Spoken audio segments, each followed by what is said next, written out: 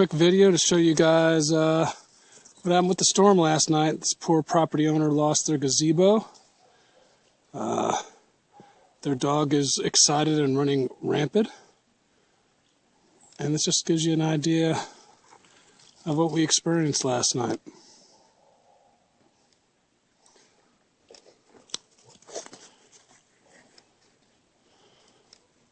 Okay.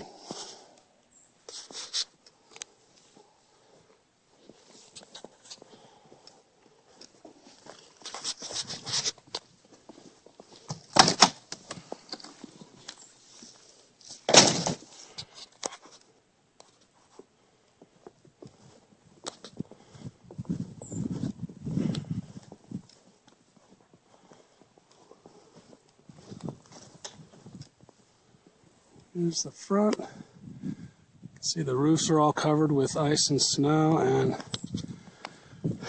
there's really, you can't really make it out, but there's like an inch of snow, and then you hear that, and then underneath that there was probably a 1/4 inch to maybe 1/3 of an inch of ice. So that's what I see that will happen to some gazebos, some maybe little carport areas or sheds, is that the weight of the ice and the snow is what is gonna do everything for everybody.